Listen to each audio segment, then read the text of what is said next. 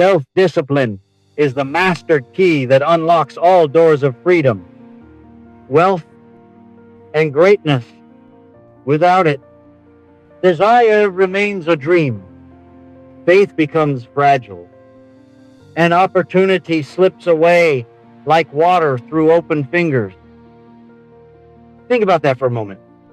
You want freedom, you want wealth, you want control over your own life. But the paradox is this: to be free, you must first discipline yourself to command riches. You must first command your own mind. The weak believe discipline is a prison, but the wise understand it is the only true path to liberation. Imagine a man who spends his days chasing comfort. He eats what he craves, sleeps when he feels like it, works only when the mood strikes. He spends money as soon as it touches his hands. He calls this freedom, but what he really has is slavery.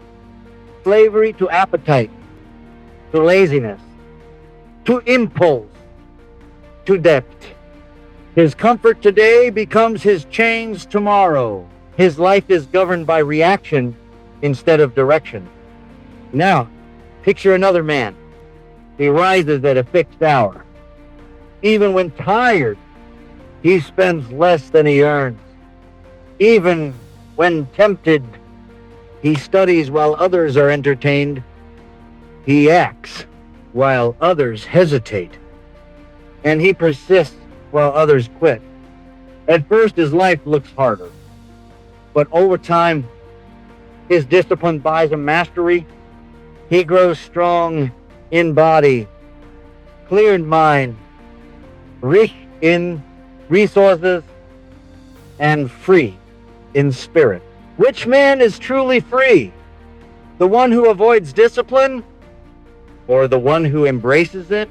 Self-discipline is the price you pay today for the rewards you want tomorrow. There is no other currency accepted by life. You cannot cheat it. You cannot demand results without payment. Every achievement, every fortune, every empire is built upon a foundation of disciplined effort.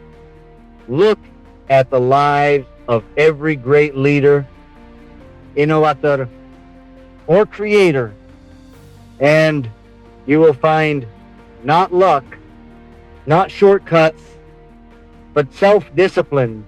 Lincoln disciplined himself to study law by candlelight. Edison disciplined himself through thousands of failed experiments. Rockefeller disciplined himself to save and reinvest when others squandered. They paid the price, and the price bought them freedom and wealth. Why is discipline so rare? Then, because the human mind seeks the path of least resistance.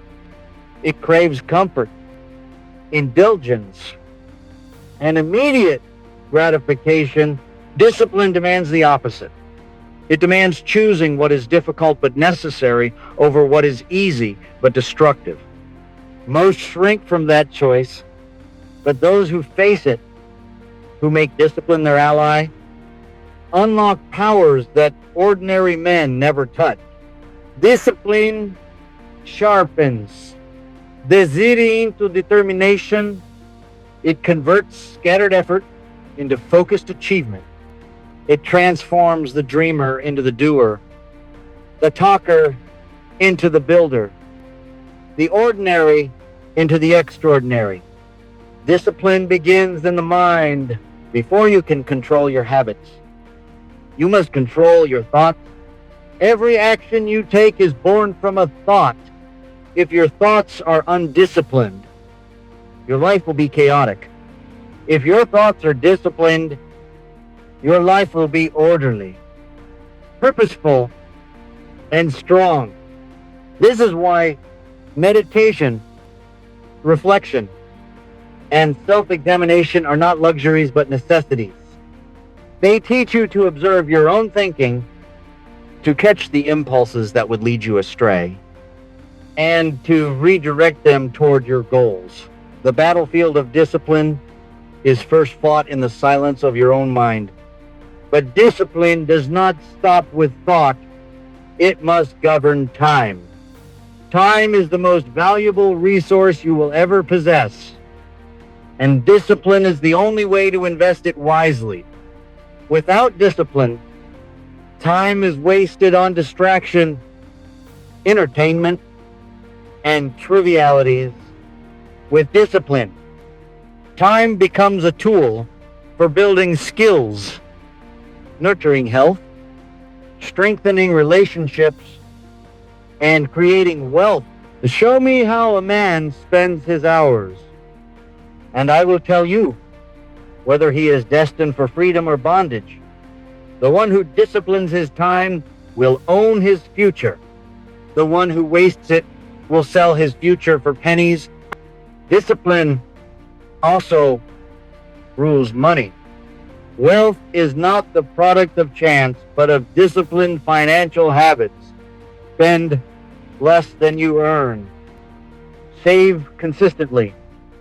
Invest wisely. And refuse debt for unnecessary luxuries. These are not secrets, they are disciplines, yet millions ignore them, chasing instant gratification, and then wonder why freedom eludes them. Money will not stay with the undisciplined. It flees the careless and flows toward the responsible. If you master financial discipline, wealth will come, not as a surprise, but as a certainty. Consider also the discipline of health. Your body is the vehicle through which you experience life. If you abuse it with laziness, poor food, and neglect, you reduce your energy, cloud your mind, and shorten your years.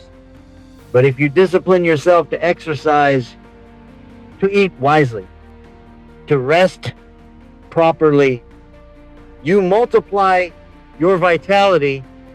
You cannot buy more time, but you can buy more life in your time through discipline. Freedom and wealth are meaningless without health to enjoy them, and health is never given. It is earned daily by disciplined choices. Discipline must also govern emotion. Anger, fear, envy, and discouragement are natural, but if left uncontrolled, they destroy. Discipline does not mean suppressing feelings, but directing them. It means channeling anger into action, fear into caution, envy into inspiration, and discouragement into persistence. The disciplined man feels what others feel, but he refuses to let feelings dictate his destiny. He remains captain of his soul, steady in storms, firm in trial, calm in victory. But here is a truth you must understand. Discipline is not punishment, it is training. Athletes train their bodies through discipline to achieve greatness. Musicians discipline their practice to achieve mastery. Soldiers discipline their will to achieve victory. Why should life be different? Discipline is not the enemy. It is the ally that sharpens your talents, strengthens your will, and prepares you for opportunity. Those who resent it remain weak. Those who embrace it become strong. And yet, self-discipline alone is not drudgery. It brings joy. Yes, joy. Because there is no greater satisfaction than the knowledge that you are in control of yourself, that your actions align with your purpose, that your daily efforts are building toward your vision. Indulgence may bring momentary pleasure, but discipline brings lasting pride. Pleasure is fleeting, pride endures. Now let us consider the times we live in. Economic uncertainty surrounds us. Jobs vanish overnight. Industries change. Technology disrupts. People live in fear of losing what they have. But discipline is the shield against uncertainty. If you are disciplined, you save, you adapt, you learn new skills, you build resilience. While others panic, you prepare. While others cling to the old, you master the new. Discipline does not remove uncertainty, but it equips you to face it with strength. Burnout is another plague of our age. People are exhausted, not because they work too hard, but because they work without structure. Their energy is scattered, their priorities confused, their habits destructive. Discipline restores balance. It teaches you to rest when needed, to focus on essentials, to cut away distractions. It prevents burnout not by reducing effort, but by directing it. A disciplined life is sustainable because it is ordered. And what? A fear of change. It is conquered by discipline. Change is inevitable. But whether it breaks you or builds you depends on your preparation. Discipline prepares you for change by keeping your skills sharp, your finances strong, your health steady, and your mind resilient. The undisciplined man dreads change because he is unprepared. The disciplined man welcomes it because he knows he can adapt. Discipline is also the root of leadership. No man can lead others who cannot lead himself. Authority without discipline is tyranny. Influence without discipline is manipulation. True leaders model discipline in thought, word, and deed. Their example inspires confidence because people trust those who control themselves. If you aspire to lead in business, in family, in community, you must first master yourself. But discipline is not born in grand gestures. It is built in small daily choices. Waking when you said you would. Finishing the task you started. Saying no to indulgences that weaken you. Saving the extra dollar instead of spending it reading the page, instead of scrolling the feed. Each act of discipline is a brick. Over time, those bricks build the fortress of freedom.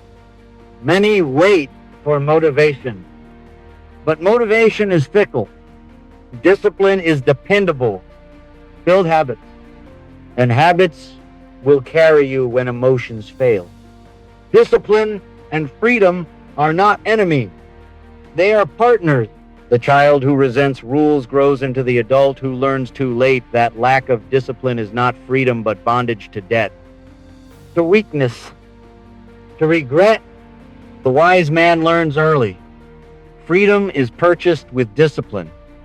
Every disciplined choice expands your options tomorrow.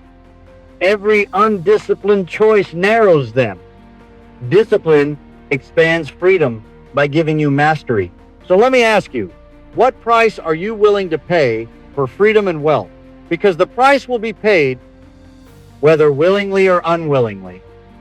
If you refuse discipline today, you will pay later with poverty, weakness, and dependence. If you embrace discipline today, you will be rewarded later with wealth, a strength, and independence. The choice cannot be avoided. The only question is when and how you will pay. Begin now with small steps. Discipline, one thought, one habit, 1 hour. Build slowly but steadily. Refuse excuses. Refuse delay.